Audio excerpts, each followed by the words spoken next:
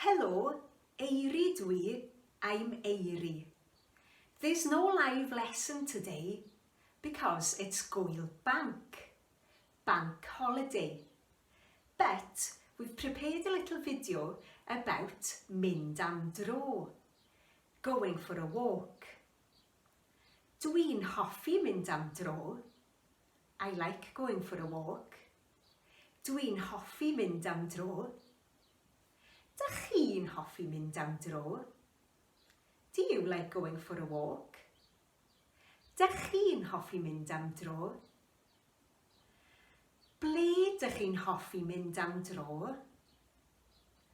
Ble dych chi'n hoffi mynd am dro?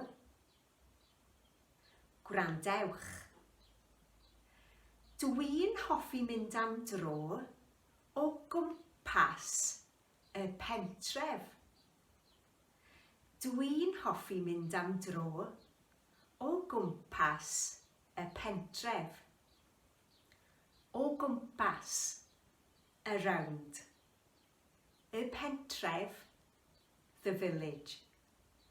Dwi'n hoffi mynd am dro o gwmpas y pentref. Dych chi'n cofio? Do you remember how to say, we are doing something? That's right, dyn ni. Dyn ni'n mynd am dro. We are going for a walk. Dyn ni'n hoffi mynd am dro. Dyn ni'n mynd am dro o gwmpas y pentref.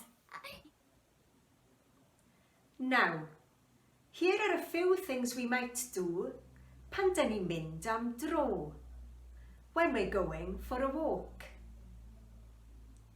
Cerdded, to walk. Cerdded.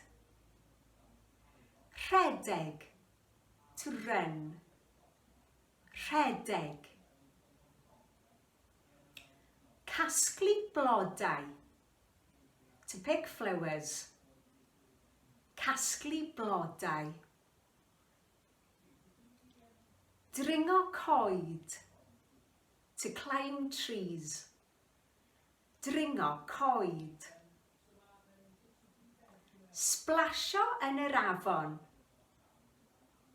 to splash in the river. Splasho yn yr afon. Dyn ni'n cerdded.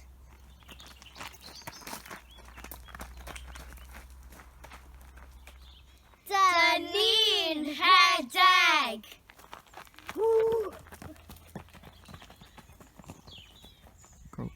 Dyn ni'n casglu blodau. Clychau'r gog. Clychau'r gog. Dyn ni ddim yn casglu clychau'r gog.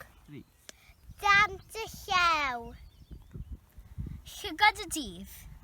Dyn ni'n dringo coed. Go. Dyn ni'n splasho yn yr afon.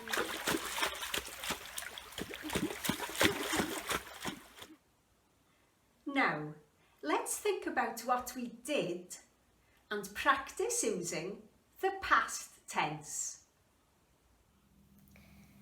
Beth wnaethon ni? Cerddon ni. Rhedon ni. Casglon ni flodau. Dringo ni goed. Splasio ni yn yr afon. Tan tro nesa. Till next time.